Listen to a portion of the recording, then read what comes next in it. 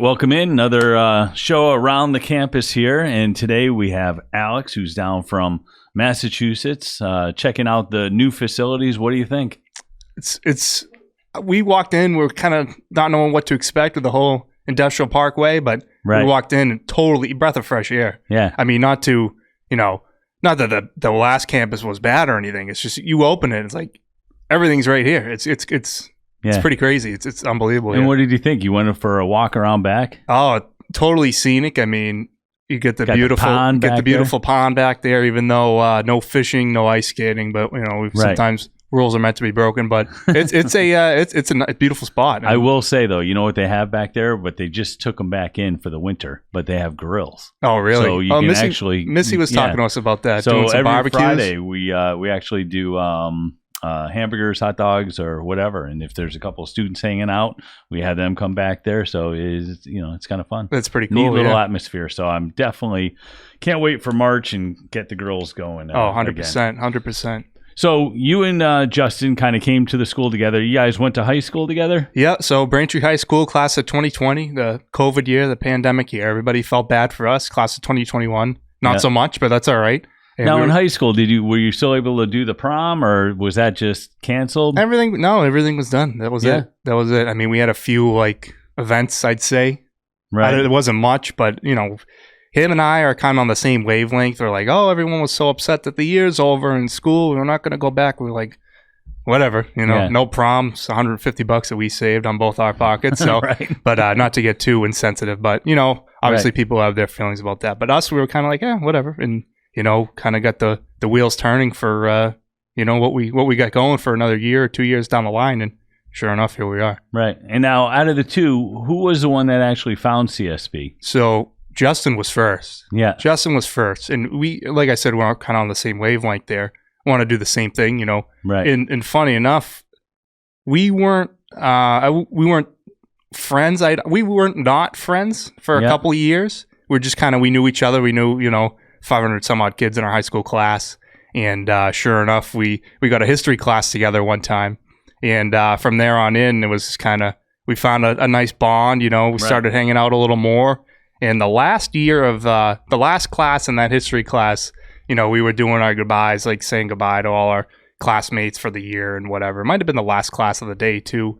And basically I was like, he's like, hey, it's been a pleasure, man. We're cool. We should do our own thing or do something. I'm like, yeah, man, we're just getting started. Yeah. And, we joke about that now. And we joked about it then. Oh, we're just getting started. Sure enough, we literally we're just getting started. And so you guys did like a 24 Jump Street type thing. Yeah, basically, you want to be best friends. And sure enough, everyone from there, being best friends at 17, 18 years old. And usually you have all your friends your whole life. Right. I just met him, 17 years old. Yeah. And we was off and running from there. And the next year, he had done a podcast with another one of our friends that he had started, and it got some good. It started picking up pretty good for so basically self-promoted podcast.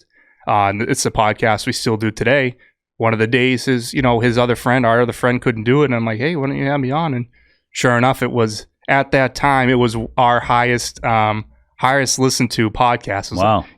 It's like 50 or 60 listeners, but. Yeah. At that time, it's like, oh, wow, I think we got something going here. And from there on in, we did our show 2 or 3 times a week. COVID, we did it 4 times a week. And then we came here, had the whole studio. It was like God's country, essentially. It was kind of crazy. Yeah. Well, the other students weren't coming in because of COVID. And so the students that we had in the class were the only students that were using it, So, and you guys had a particularly small class that time. We had free reign. We literally had free reign. It was kind of scary, but it was awesome at the same time. Did we lock you guys in the building a couple of times too? Yeah. Oh, yeah. You're like, hey, I'm heading out. I'm going home to, be with my family and stuff. We're going to, here's the here's the key code. You can lock up whenever you're done. We're like, okay, thanks, Jim. Like, see ya. We were here, 4 o'clock, 5 o'clock, 6 o'clock. Never really crazy late, but did you ever do any cartwheels or anything weird down the hallways or anything while you're alone? I don't think so. I don't. We know there's cameras, especially in a media school. There's cameras somewhere, and sure enough, so didn't want to be that guy. We have the cameras here. So we didn't have any cameras in the other place. Well, there you go. I guess we did have one in the classroom. There was a camera in the classroom. Oh, right, because of all the MacBooks. I remember. Yep. So we had free reign. It was scary, like I said, for you guys, but for us, we we were in seventh heaven, just being able to talk for hours on hours, maybe the computer would cut out once or twice and we'd complain to you, of course. But, that was just, it was a blast, right. Our whole experience was it's kind of like a telltale sign. It was definitely, I wouldn't get too dramatic and say it was a roller coaster, but it was kind of like that kind of resemblance too, because there's a whole backstory between getting here, doing the tour. We couldn't ask for more. Yeah. So you came down to the Farmington campus. You took a look around. What did you think of things when you came to that campus? I mean, we were, we weren't on the fence. We kind of knew that this is probably what it was going to be. We took a look around. We said, everything's here. Like Justin said, all the tools are here. We have a podcast studio. We have our own studio at our disposal. Even though we were going to go online for school, everything was right there. We just kind of needed to, put the puzzle pieces where they were. And we knew that was the route to go. And as soon as we saw it, as soon as you started telling all the success stories, we knew that this was a no-brainer, especially for two guys that basically weren't school guys. Yeah. This was it, Right. So you now when you drove home and your expectations were set for what you thought was going to happen, how did the class compare to the expectations when you left the school for the initial tour? I think everyone was kind of iffy with COVID, with how, remote learning would play out. And it was a big storyline that whole year going into that, that school year. And it really wasn't anything different. It kind of stunk that, for being the broadcast school, like we couldn't go in the studios. But we had, like I said, a lot of people were staying home. We had all the time we wanted in all those studios. So it worked out. Right. It's not like we have to do a radio final in the radio studio, which we ended up doing anyway, but it didn't really play a factor. And, we had to learn more, how everything turned out, because everybody was right there. Everybody had a ton of time on their hands to help us out, figure out what we're doing wrong, what we're doing right, give the compliments, help us out. And it really worked out, considering you didn't really know what you were getting into with the whole remote learning. Right. And so what were your parents' thoughts of coming to a school like this before you actually attended? Like, what were their thoughts? What were their concerns? For both of my parents and both of my step-parents, I believe doing, another 4 years on both sides. Actually, I might be wrong, but it doesn't really matter. Both my main parents doing 4 years is kind of like, this is what you have to do, yada, yada, yada. Do your 4 years. Everybody has to do it. We did it. We didn't love it. So, that was kind of I wouldn't say the expectation, but that was what they were kind of leaning to, and then I'm like, oh, my friend told me about this school. You go for broadcast. They're like, I don't know about that. I went to the tour. I have all this paperwork in my hands. Like, this is it. Like, this is the real deal. This is what I'm going to do.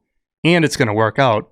And, once I kind of laid it out on the line for everything that you sent us home with and all the information you sent us home with, they were totally on board. Yeah. And from there on in, it was just kind of getting all these, freelance personal gigs 2 or 3 months after school during COVID, at a time where, hiring was still iffy. Now, apparently, there's jobs everywhere. It's just kind of how things worked out. They were totally on board from there on in. Yeah. And so you take the class. It was a kind of a hybrid, but you guys were special, your class, because you actually, everybody showed up to the actual school. But then you were on with instructors that were basically remote. And again, I don't think there was too much difference between an in-person class versus an online type class. Not really at all, no. So I think we handled that very well. And then you graduate, you start to put together your resumes and things like that. Is it something that you had to push yourself to do to get it done? We always kind of say, listen, we'll give you the training, but then on the other end of the class, you need to put together the resume. You need to start putting together your action plan to get going.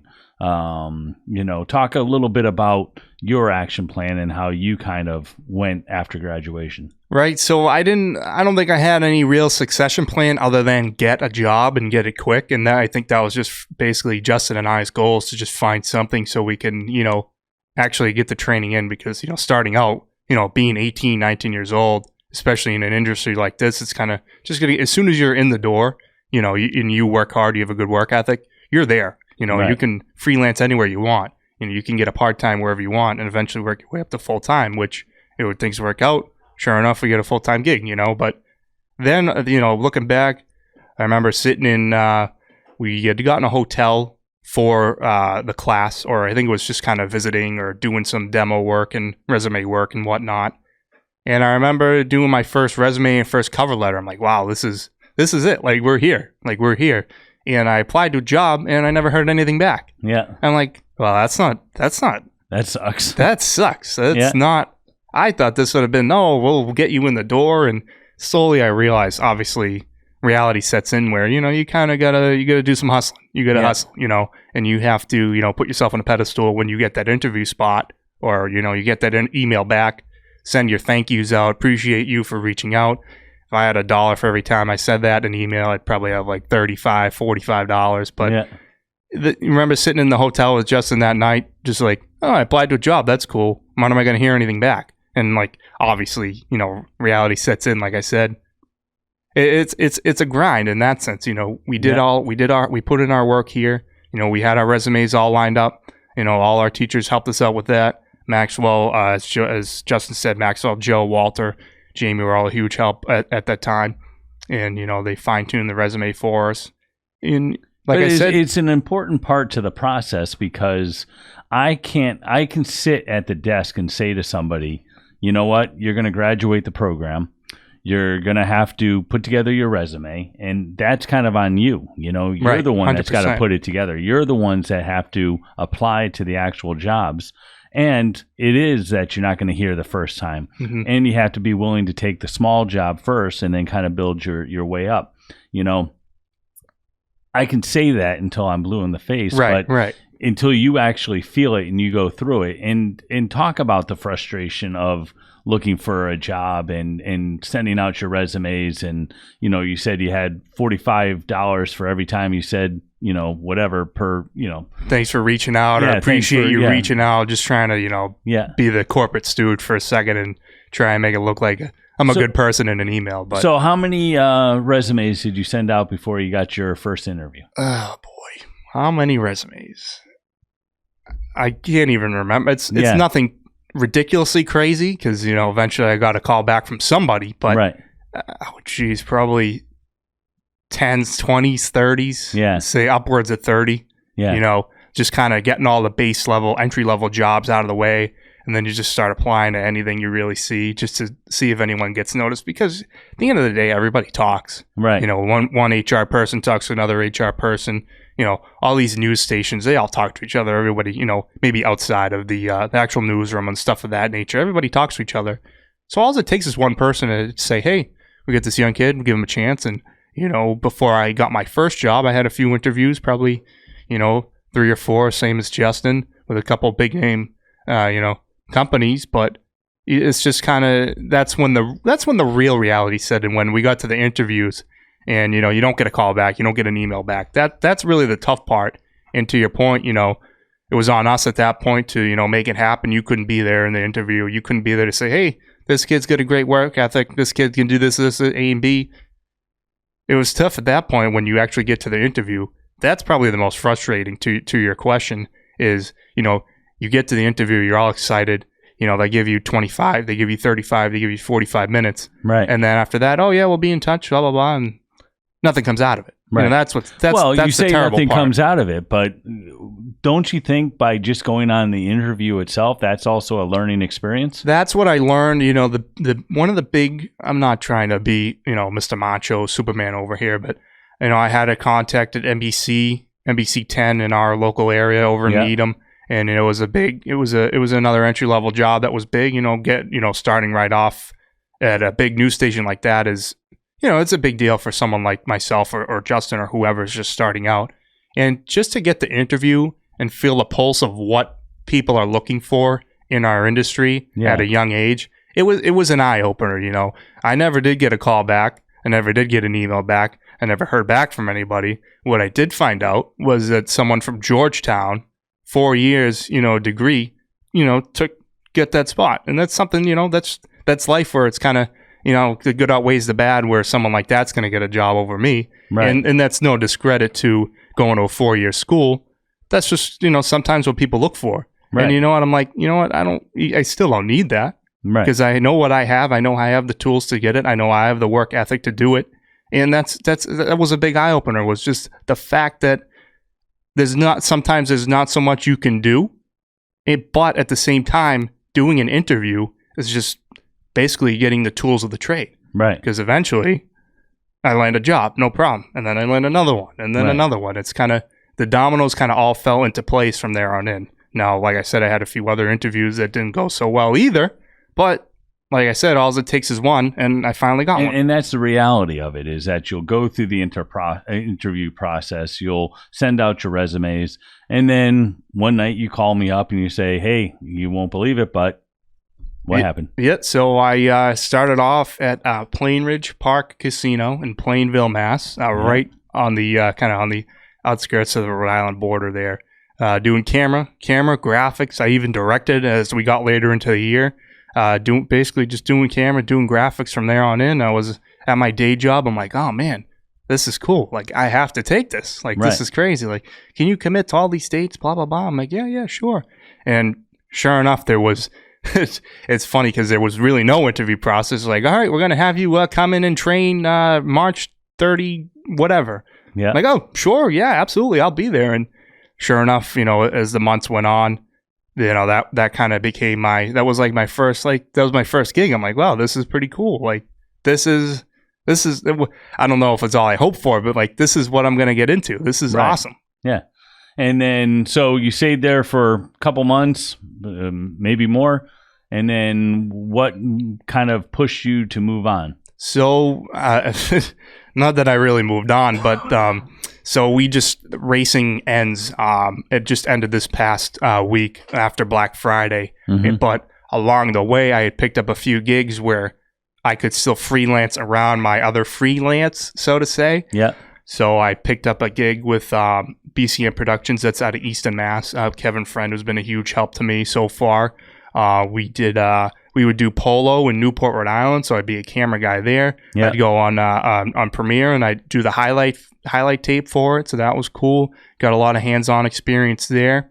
What else would we do? I did with him as well. We do Friday night lights at Veterans Memorial Stadium in Quincy, Mass. Mm-hmm. A lot of the high school games. The Veterans Memorial Stadium there in Quincy, Mass.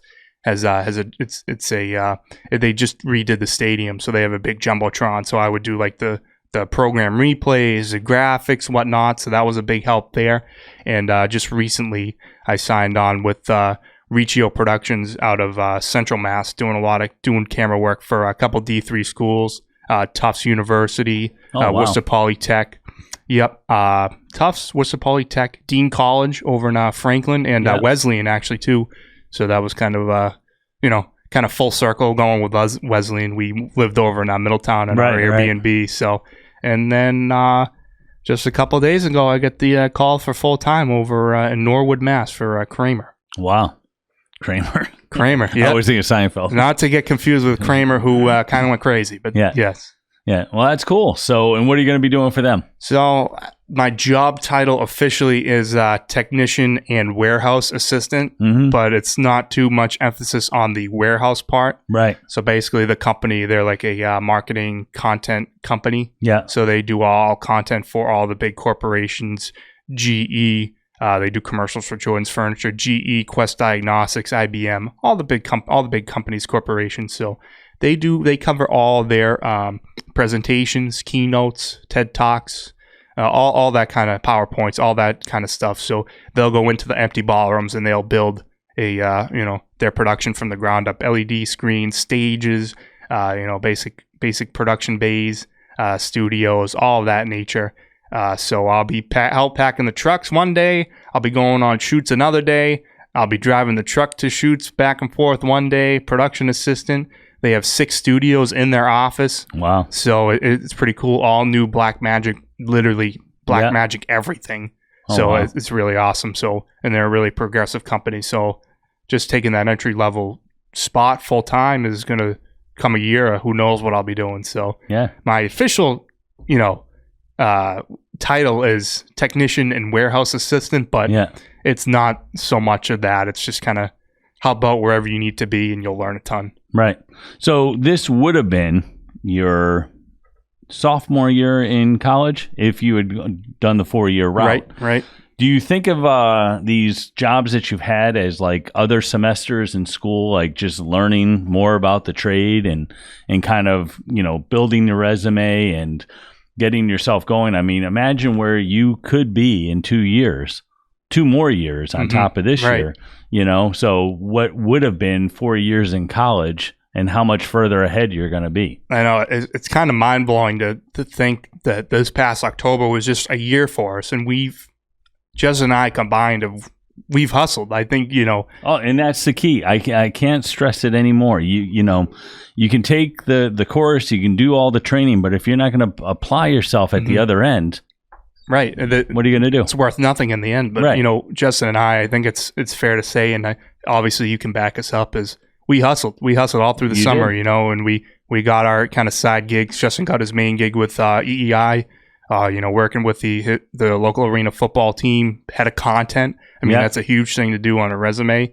And, for us to be so far a year, we're 19. He's turning 20 in December or whatever. Right. But, 1 year since we are done with this program, it only took us 2 months to get a job. Right. Coming out of the program, and we're already a year in. Yeah. And we're basically working like crazy, and we're already so successful. It's unbelievable because college this, college that, university this, university that, and they if someone wants to do a program like this at their local college or university, they get a lot of tools as well.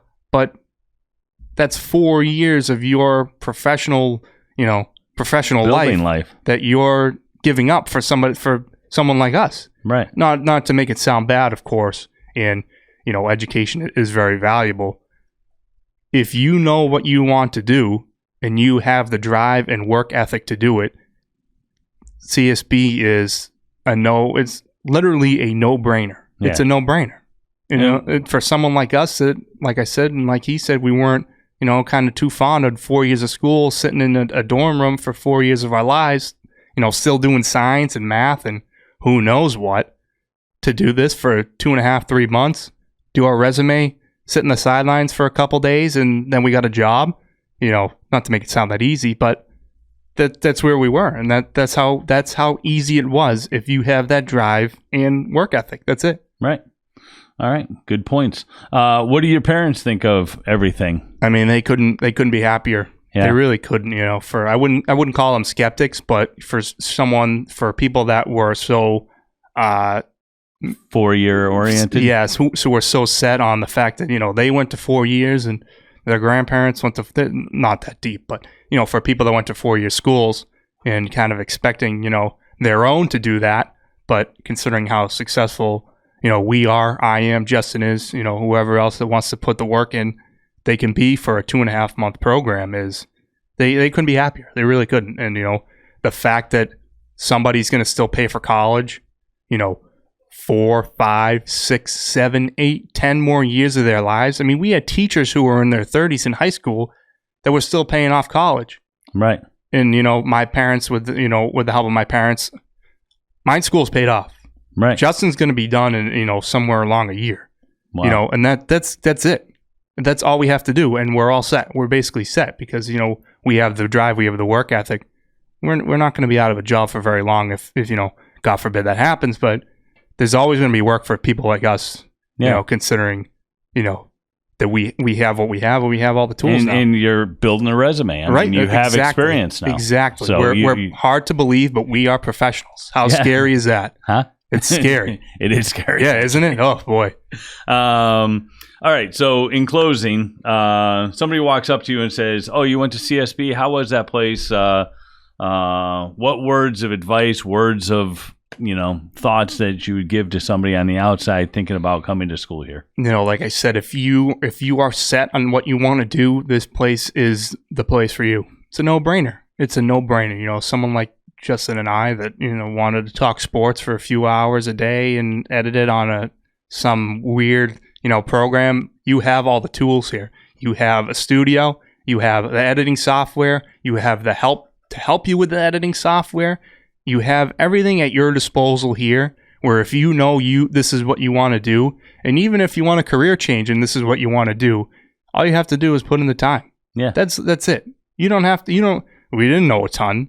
We had a little high school experience with our journalism program. We didn't know anything. Now, we've learned so much in a year that we haven't even scratched the surface. Right. And we're making a ton of money. So how can you complain about that? You can't. No, we can't. All right. Well, hey, thanks a lot for you guys coming down from Massachusetts again and hanging with us, checking us out, and seeing the new digs here. And best of luck in the futures, and can't wait to get your next text saying that you moved on to X, Y, and Z. I know, we got to stop bothering you with all the jobs we're getting. Oh, no, it's fine. Of course, the running joke for Jim and I is you remember me because he may or may not have forgot me once or twice, but that's okay. That's all right, though. No, I never forget you. Now he'll never forget me because every time I text him, I ask him, do you remember me? And he says, oh, of course I remember you. Stop calling me. That's Justin. It's Jared and Alan coming back from Massachusetts. Something with an A. Yeah, whatever. Close enough. All right, Thanks, Alex. Jim. Have a good night. You too. Thanks.